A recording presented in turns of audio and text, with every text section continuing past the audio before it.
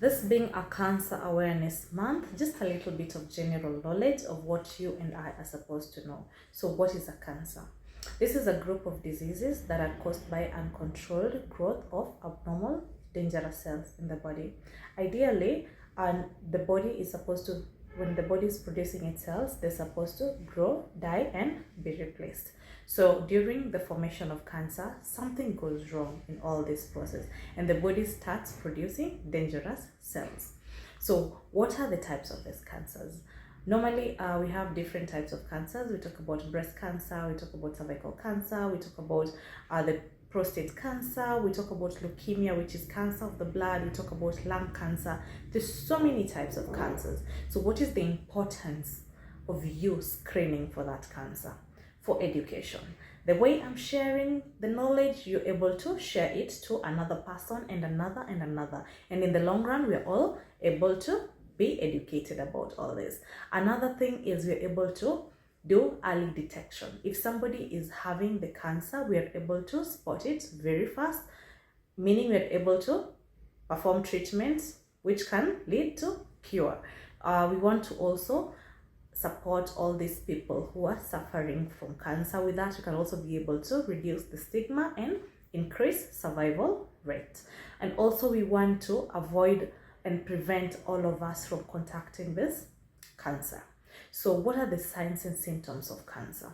The signs and symptoms will vary based on the type of cancer that it is. So we talk about, like we talked about breast cancer. So breast cancer will present differently. Some signs will be a swelling, or normally feels like the tip of your nose. It is you can feel the swelling on your breast or on your armpit. At times you can have discharge that is not milk. You can have any other discharge like watery discharge. You can have blood-stained discharge. That one will be worried about. Or changes in the shape of your breast. Maybe you find your breast starts to dimple. Or we can also have some yes, so many things. Tendon, like the pain, the very your breast starts becoming very painful. So when you talk about another type of cancer, can be the prostate cancer. So with this, you can have very painful ejaculation, very painful urination, difficulty urinating, or the stream, you start having weak stream in your urination, or you have blood stained discharge or blood stained semen. We are supposed to be worried. And when we talk about things like the lung cancer, at times somebody will have like the chronic cough. They will have difficulty or pain when taking a deep breath. They can also have some shortness in breath. You should be worried about that. Another thing we can talk about is the cancer of the blood, which is leukemia. People who have the cancer tend to bruise easily, or they'll present with chills and fever. That is the extremes of too much cold or too much heat, or they'll have the general body fatigue. So what are the causes of this cancer? For what will predispose you to getting this cancer? So we talk about genetics. Some genes are associated with the cancers, especially breast cancer and cervical cancer or ovarian cancer.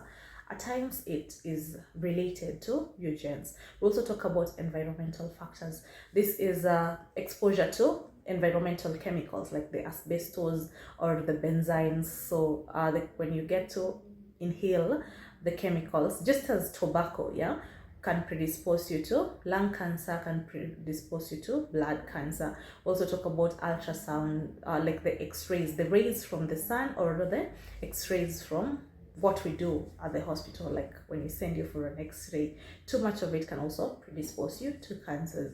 We talk about lifestyle, like a lot of people who smoke tobacco tend to get lung cancer.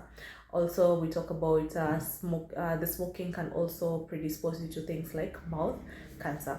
Obesity, also a risk factor, and lack of exercise will also predispose you to the cancer. Excessive intake of alcohol will predispose you to some esophageal cancer, the cancer of the esophagus. Some infections such as viruses and bacteria. When you talk about viruses, these ones like HIV, hepatitis B, HPV can predispose you to cancer of the cervix, of the liver when we talk about Hep B, Hep C. Also, some bacteria will make you a good candidate of cancer. Let's when you talk about something like H. pylori, which is a bacterial infection of the lining of the stomach, recurrent or untreated H. pylori will make you a good candidate for stomach cancer. Some hormonal changes in treatment can also be linked to some cancers that use hormones, yeah. So that is maybe breast cancer, prostate cancer.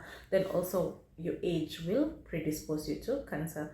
So when you talk about the age, meaning you during the time that you are on earth, of course, you're exposed to all these risk factors, making you a good candidate to cancer.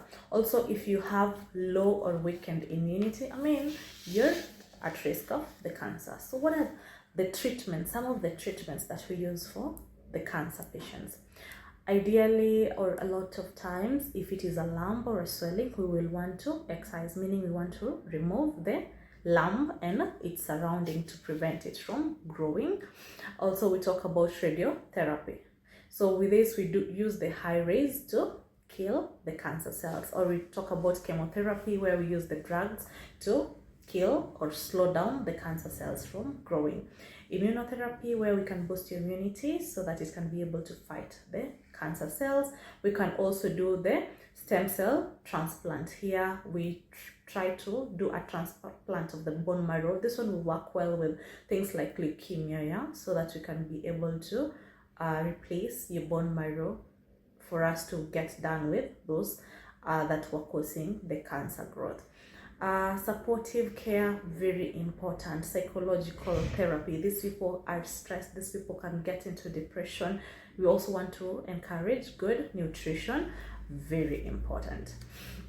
So what are some of the questions that we get, rather myths that people think about this cancer? Somebody will ask you, is cancer sexually transmitted? So, and I will say no.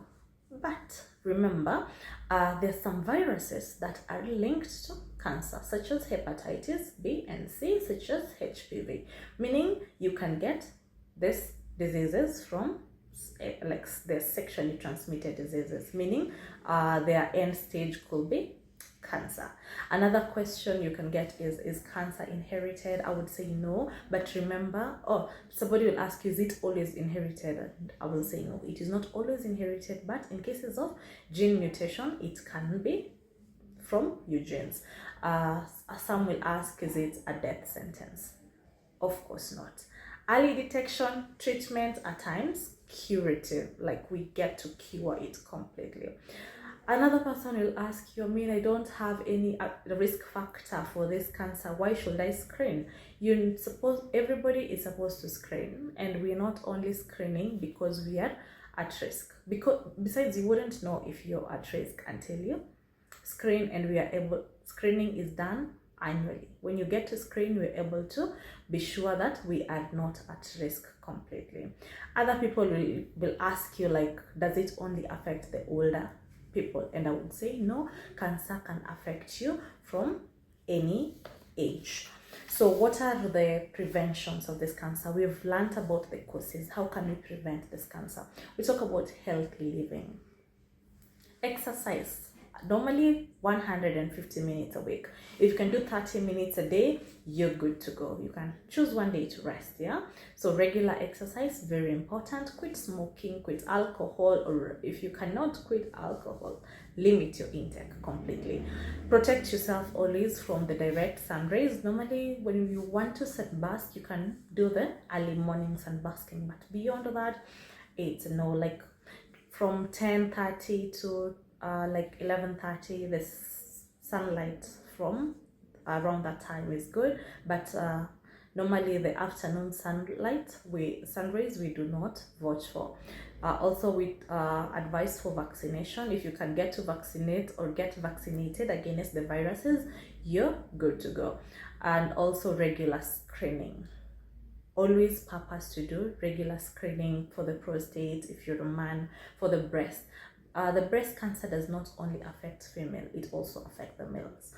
if you're not able to get to the hospital for a breast cancer screening, we are all supposed to know how to do it. So ensure you palpate. You palpate is to like touch and find the masses, yeah. Always touch your breast and just try to be sure that there's nothing that is foreign that is growing there. Also, limit our exposure to environmental triggers.